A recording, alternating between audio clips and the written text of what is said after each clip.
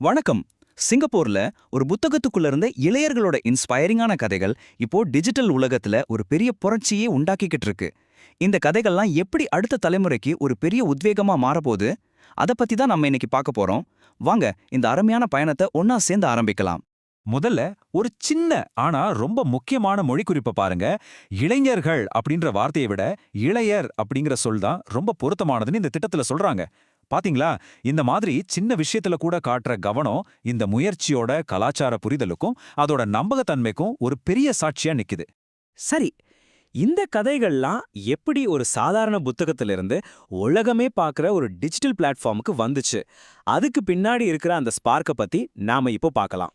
இந்த முழு பயணமும் ஒரு அச்சிட்ட புத்தகத்துல இருந்து தான் தொடங்குச்சு. ரொம்பவே வெற்றிகரமா இருந்த அந்த புத்தகம் இப்போ கூகுள் நோட்புக் எல்எம் மாதிரி டெக்னாலஜியோட உதவியால ஒரு பெரிய ஆன்லைன் களஞ்சியமா மாறியிருக்கு. இதுக்கு ஒரே ஒரு குறிக்கோள் தான், இந்த உத்வேக கதைகளை உலகத்தோட எல்லா மூலைக்கும் கொண்டு சேர்க்கணும். முக்கியமா கையில புத்தகம் இல்லாதவங்களுக்கும் இந்த கதைகள் போய் சேரணும் இல்லையா? யோசிச்சு பாருங்க, இது வெறும் ஒரு வெப்சைட் மட்டும் இல்ல. இது ஒரு புது தலைமுறைய அவங்களோட ரியல் லைஃப் ஹீரோஸ் கூட இணைக்கிற ஒரு சக்தி வாய்ந்த பாலம். இந்த திட்டத்தோட உண்மையான பவரை நாம புரிஞ்சுக்கணும்னா வாங்க இந்த காப்பகத்திலிருந்து ஒரு நட்சத்திரத்தோட கதைய நாமளே கேட்டு தெரிஞ்சுக்கலாம். அவங்க பேரு சிவகுமார் யுவனா. யுவனாவோட இந்த ப்ரொஃபைல பாத்தீங்கன்னாலே தெரியும். படிப்பு, கலை, தலைமைத்துவம்னு அவங்க கை வைக்காத துறையே இல்ல. டான்ஸ்ல இருந்து ஸ்டேஜ்ல பேசுறது வரைக்கும் அவங்களோட திறமைகள் பலவிதமா இருக்கு.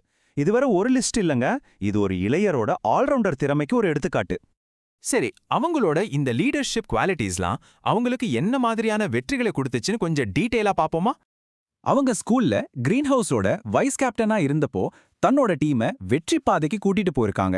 2023ல சாம்பியன்ஷிப், அடுத்த வருஷமே 2024ல செகண்ட் பிளேஸ். இது சாதாரண விஷயம் இல்ல. ஒரு யங் லீடரோட கூட்டு முயற்சிக்கும் வழிநடத்துற திறமைக்குமான ஒரு பெரிய சான்று. அது மட்டும் இல்ல, தலைமை பொறுப்புல இருந்தப்போ ரொம்பவே மதிப்புமிக்க சிங்கப்பூர் கோப்சியா விருதை தன்னோட டீமுக்கு ஜெயிச்சு கொடுத்திருக்காங்க யுவானா.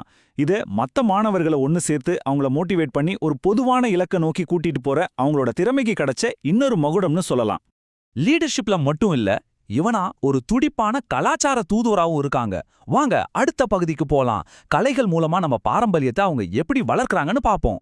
சிங்கப்பூர் தமிழ் இளையர் மன்றம் நடத்தின ரொம்ப பிரம்மாண்டமான கலை நிகழ்ச்சி உச்சம் 2025. பயங்கரமான போட்டிக்கு நடுவுல யுவனாவோட டீம் டான்ஸ்ல வாங்கின இடம் 4வது இடம். 4வது இடம் தானேன்னு நினைக்காதீங்க. அதுக்கு பின்னாடி 2 மாச தொடர் பயிற்சி, அவங்களே பண்ணின கொரியோகிராஃபி, அப்புறம் ஒரு டீமை வழி நடத்தின அர்ப்பணிப்பு, இவ்ளோ விஷயங்கள் இருக்கு. இது வெறும் வெற்றி இல்ல, ஒரு கலை பயணம். யுவனாவோட கலாச்சார பயணம் இதோட நிக்கல.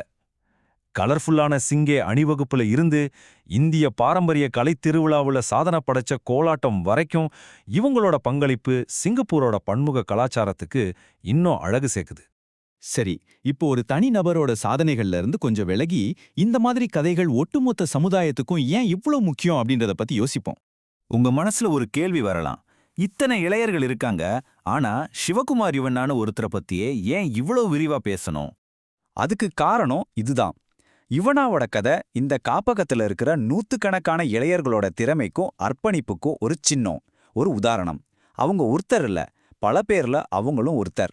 இங்க இருக்கிற ஒவ்வொரு கதையும் ஒரு உத்வேகத்தோட விதை. அப்போ நாம இங்க பாக்குறது வெறும் ப்ரொஃபைல்ஸோட ஒரு கலெக்ஷன் கிடையாது. இது ஒரு உயிரோட்டமான உத்வேக நூலகம். நாளைக்கு வர்ற தலைமுறைக்கு வழிகாட்டுற ஒரு கலங்கரை விளக்கம். இந்த எல்லா கதைகளும் நமக்கு ஒரே ஒரு உண்மைய ரொம்ப ஆழமா சொல்லுது.